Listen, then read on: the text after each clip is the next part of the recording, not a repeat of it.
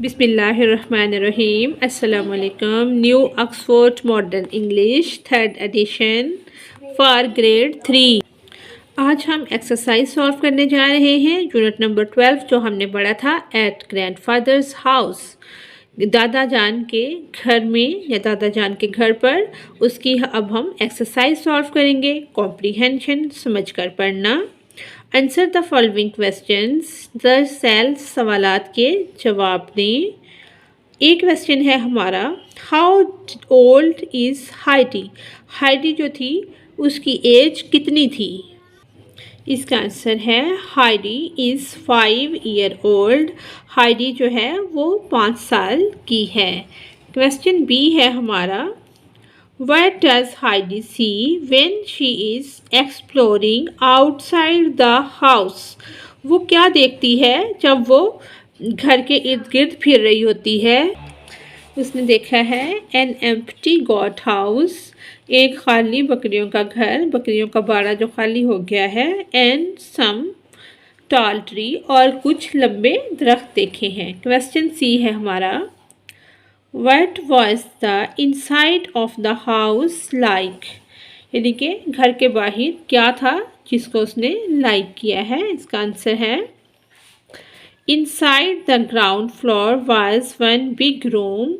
The grandfather's bed was in one corner. A large fireplace was in the middle of the back wall of the house. Next to it there was a large cupboard with some shelves. यानी कि ये चीज़ें सब उसने देखी हैं। Question D है हमारा, What did Heidi use to make her bed? Heidi ने बेड बनाने में क्या यूज़ किया है। हाइडी ने इस्तेमाल की है खुशक घास and old clothes to make her bed, और कुछ पुराने कपड़े अपना बेड बनाने में यूज़ किए हैं। क्वेश्चन ई है हमारा, what could Heidi see from her bedroom window. यानी कि वो अपने बेडरूम की विंडो से क्या देख सकती है।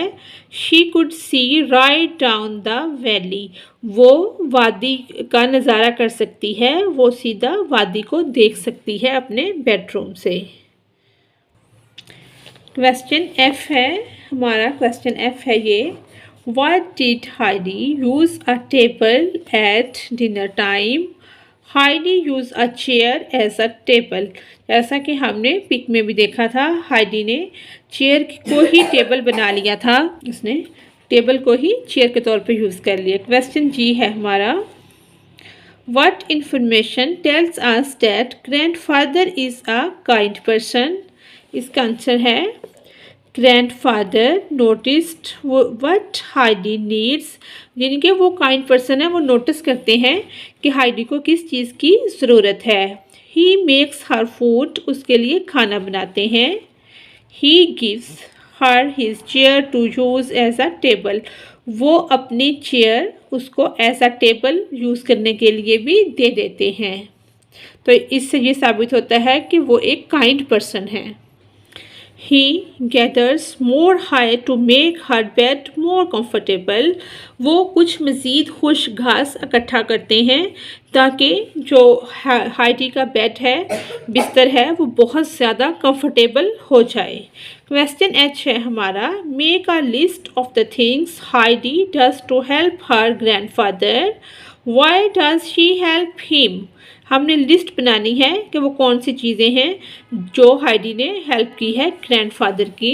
इसका आंसर है she makes her bed of high, उसने खुश घास से हर सेल्फ खुद ही अपना बिस्तर बना लिया है। She helps grandfather spare the sheet over the bed, उसने चादर बिछाने में ग्रैंडफादर की मदद की है।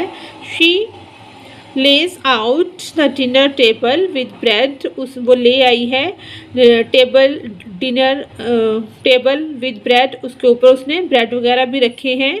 प्लेट्स रखी हैं, plates and knife, and she fetches the bowl for milk, यानी कि वो बाउल्स वगैरह भी ले आई है दूध डालने के लिए, और उसने अपना बेड बनाने में बहुत सारी चीज़ों में दादा जान की हेल्प की है। सेकंड क्वेश्चन है हमारा, answer the questions about this line from the story, it is the best I ever had. यानी कि हु वाज स्पीकिंग, ये वर्ड किसने बोले थे? Heidi. What question was the speaker replying to? Was the milk nice?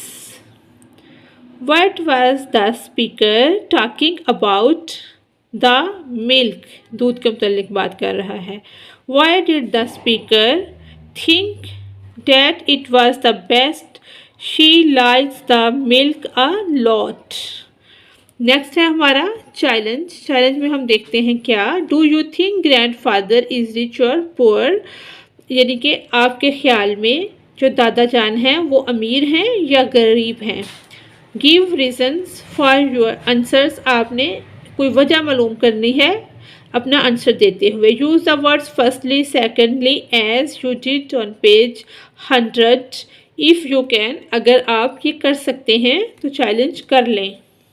जी, ये हमने कुछ right किया है अपने चैलेंज के related. Grand father seems poor, यानी कि ग्रैंड फादर जो हैं वो बिल्कुल गरीब नज़र आ रहे हैं, बिकॉज क्योंकि firstly he has no few possessions and secondly his house is quite small, यानी कि उनका कोई वो घर भी छोटा सा है, तो इसलिए वो गरीब ही नज़र आ रहे हैं। हम वर्किंग विद वर्ड्स, लफ्ज़ों के साथ काम करना भी पॉइंट है ये।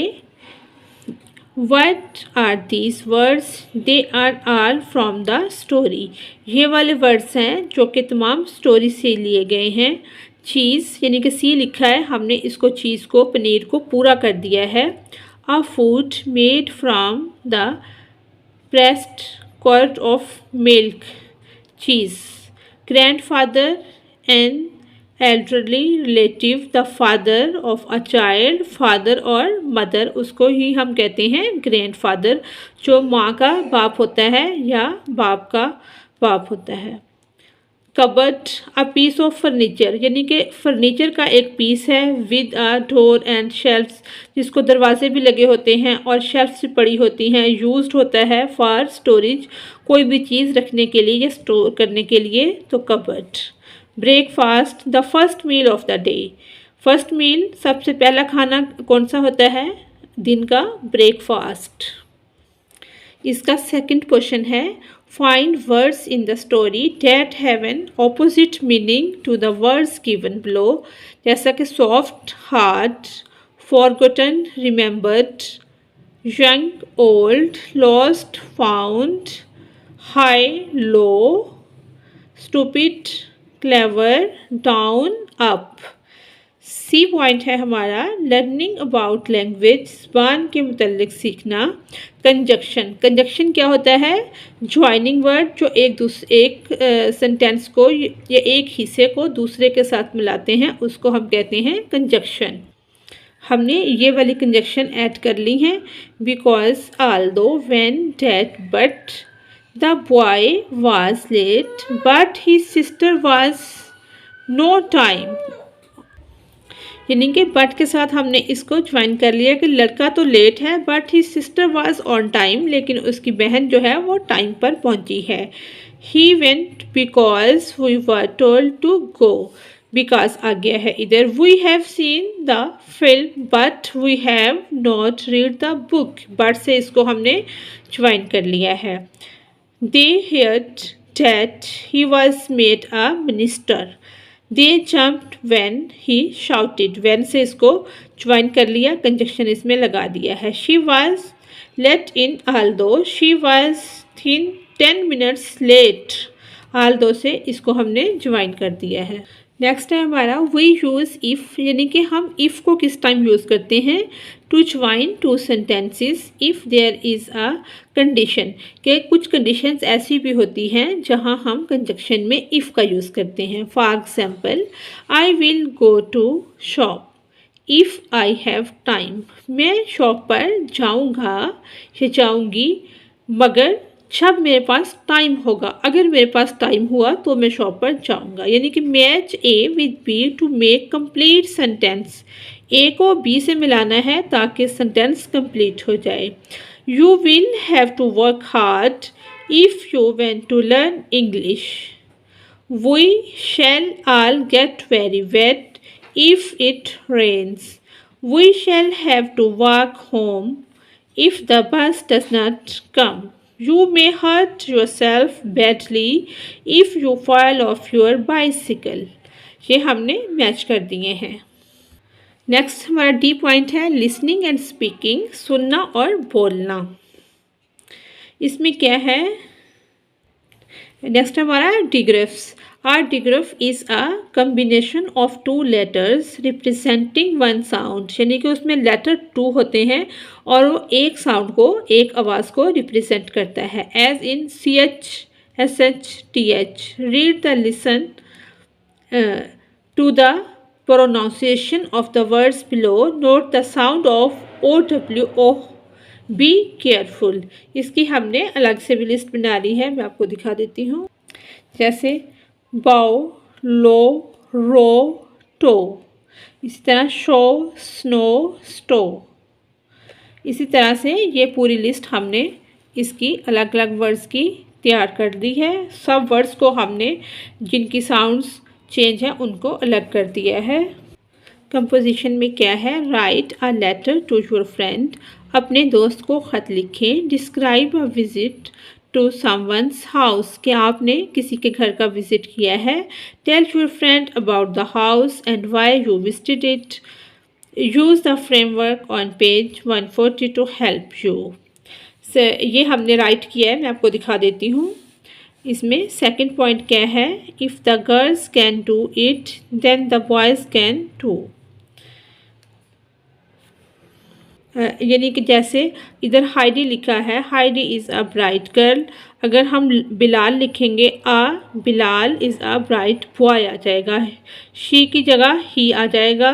शी की जगह इधर भी ही आ जाएगा। हाइडी की जगह बिलाल आ जाएगा। शी की जगह ही आ जाएगा। यानी कि अगर आपने कोई लड़की लिख रही है तो ऐसे लिखना है, कोई लड़का लिख रहा है तो ऐसे लिखना है। ही की जगह शी, इधर भी हाइडी की जगह बिलाल आ जाएगा। Next, rewrite the paragraph about but change the character. जैसे ही हम ये करैक्टर चेंज करेंगे तो वो सारा कुछ चेंज हो जाएगा। अब हम इस लेटर को देखते हैं। हमने इधर दिसंबर 28, अक्टूबर या कोई भी आप डेट लिख सकते हैं जब भी आपने लिखना हो। डियर फ्रेंड से हम स्टार्ट करेंगे। आई एम फाइन हेयर, मैं यहाँ ठीक हूँ। एंड इंजॉइंग, और इंजॉय कर रहा हूँ। माई टाइम, अपने टाइम को। इन सवात अलॉट, यानी कि आप किसी भी शहर का लिख सकते हैं, मुल्क का लिख सकते हैं, किसी का भी लिख सकते हैं।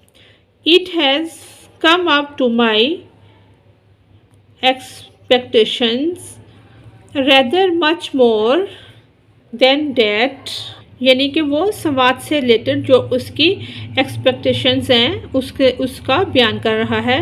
सम टाइम, किसी वक्त। आई फील सैड, मैं गमगीन भी हो जाता हूँ, उदास भी हो जाता हूँ। टू रियलाइज डैट, जब मुझे ख्याल आता है। I will have to come back home, कि जब मैं वापस घर जाऊँगा उससे मुतल्लिक सोचकर मैं उदास भी हो जाता हूँ। And attend school once again. Yesterday the driver invited me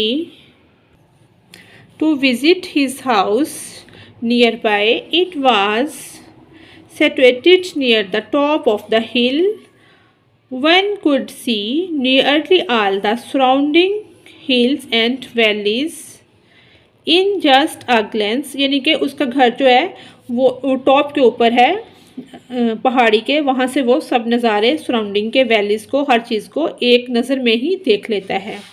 it was so airy and sunny, I wished I could stay there longer, यानी कि उसकी ख्वाहिश है कि वो ज़्यादा से ज़्यादा टाइम इधर गुजारे, क्योंकि वो क्या है, हवादार भी है और वहाँ पे सूरज की रोशनी भी आती है। Your friend XYZ।